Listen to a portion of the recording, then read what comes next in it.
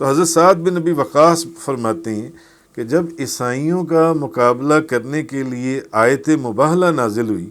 تو نبی پاک صلی اللہ علیہ وسلم نے حضرت علی، بی بی فاطمہ، امام حسن اور امام حسین کو بلایا اور عرض کیا کہ اے میرے اللہ، یہ میری اہل بیت ہے۔ مسلم شریف کی حدیث مبارکہ ہے، دو فریق جب ایک کافر ہو اور دوسرا مسلمان ہو، اور اگر کسی مسئلے میں ان میں جھگڑا ہو جائے اور دلائل کے ساتھ کوئی فیصلہ نہ ہو، دلائل کے ساتھ کوئی فیصلہ نہ ہو، کسی مسئلے میں جھگڑا اتنا بڑھ جائے کہ دلائل سے فیصلہ نہ ہو، تو پھر یہ دونوں فریق اپنے اپنے بال بچوں کو لے کر کھلے میدان میں آ جاتی ہیں اور دونوں فریق ایک دوسرے کی بربادی کے لیے دعا کرتی ہیں۔ تو جو جھوٹا فریق ہوتا ہے اس کو اللہ برباد کر دیتا ہے۔ تو نجران کے جو عیسائی ہیں، یہ نبی پاک صلی اللہ علیہ وسلم کی خدمت میں حاضر ہوئے اور اللہ کی توحید اور حضرت عیسیٰ علیہ السلام کے خدا کا بیٹا ہونے میں بحث کرنے لگے۔ اب یہ بحث بڑھتی چلی گئی۔ نبی کریم صلی اللہ علیہ وسلم کے ساتھ نجران کے عیسائی بحث کر رہے ہیں اللہ کی توحید کے اوپر اور حضرت عیسیٰ علیہ السلام کے کہ وہ اللہ کے بیٹے ہیں، اللہ کے بندے، اللہ کے نبی نہیں، اللہ کے بیٹے ہیں۔ اب نبی کریم صلی اللہ علیہ وسلم نے اللہ کی توحید اور حضرت عیسیٰ علیہ السلام کے اللہ کا بندہ ہونے کے اوپر نبی پاک صلی اللہ علیہ وسلم نے بے شمار دلائل دیے، بے شمار دلائل پیش فرمائے، مگر اب وہ جو عیسائی تھے انہوں نے ایک بھی دلیل کو قبول نہیں کیا، ایک ان دلائل کو تسلیم نہیں کیا۔ تو پھر اس جگہ کے اوپر اللہ تعالیٰ نے فرمایا کہ اے میرے محبوب، آپ ان کو فرما دیجئے کہ ہم اپنے بال بچے لے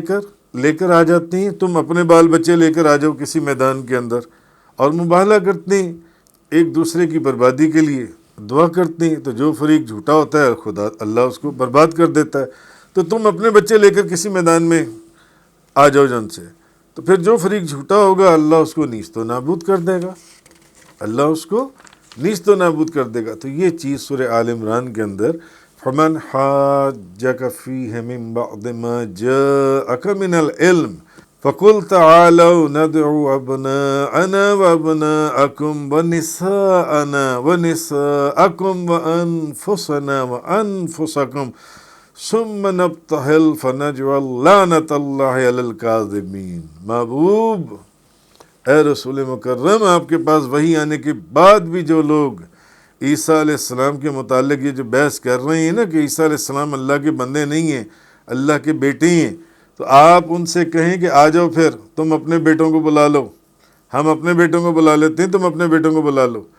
اور ہم اپنی عورتوں کو اور تم اپنی عورتوں کو بلا لو، اور ہم اپنے آپ کو اور تم اپنے آپ کو لے آؤ، تو پھر ہم عاجزی کے ساتھ اللہ سے دعا کریں گے۔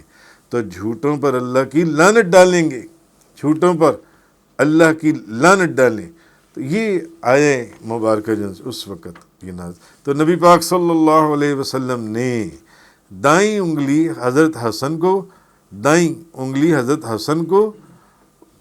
پکڑا، دائیں انگلی، اور بائیں انگلی حضرت امام حسین کو، ان کو پکڑا، اور اپنی بیٹی بی بی فاطمہ تو زہرا کو فرمایا کہ میری کملی کا دامن پکڑ لو، اور حضرت علی کو فرمایا کہ فاطمہ کی چادر کا پلہ پکڑ لو، اور پھر اس شان اور شوکت سے یہ جو قافلہ تھا، یہ نورانی قافلہ توحید خداوندی کی ایک روشن دلیل بن کر وہ جو نجران کے عیسائی تھے ان کے مقابلے پر روانہ ہوا۔ تو نبی کریم صلی اللہ علیہ وسلم نے فرمایا، دیکھو جب میں دعا کروں تو تم آمین کہنا، حضرت علی، بی بی فاطمہ، امام حسن، امام حسین، اور پھر جب خاندان نبوت کے اس مقدس گھرانے اور اہل بیت کے اس پاک قافلے کو عیسائیوں کے سردار اسقف نے دور سے آتے ہوئے دیکھا تو اس نے شور مچا دیا، اس نے پکار اٹھا، کہنے لگا تحقیق میں ایسی صورتیں اور ایسے چہرے دیکھ رہا ہوں، اگر انہوں نے پہاڑوں کو حکم دے دیا تو پہاڑ بھی اپنی جگہ سے ہٹ جائیں گے۔ اس کا مطلب یہ ہے کہ مبارک چہرے اور نورانی چہرے وہ دور سے پہچانے جاتے ہیں۔ اسی لیے حضرت عبداللہ بن سلام نبی پاک صلی اللہ علیہ وسلم کا چہرہ مبارک دیکھ کر ہی حضور کے اوپر ایمان لیا ہے۔ تو اس عیسائی نے کہا، اس نے کہا میں ایسی صورتیں، نورانی صورتیں دیکھ رہا ہوں خاندان نبوت کی کہ اگر یہ پہاڑوں کو حکم دیں تو وہ بھی اپنی جگہ سے ہٹ جائیں، اور اگر انہوں نے بد دعا کر دی تو یاد رکھو کہ قیامت تک زمین پر کوئی عیسائی نہیں رہے گا۔ اب جب اس نے شور مچایا تو سارے عیسائی جو ان سے بہانہ کر کے وہاں سے سارے دوڑ گئے۔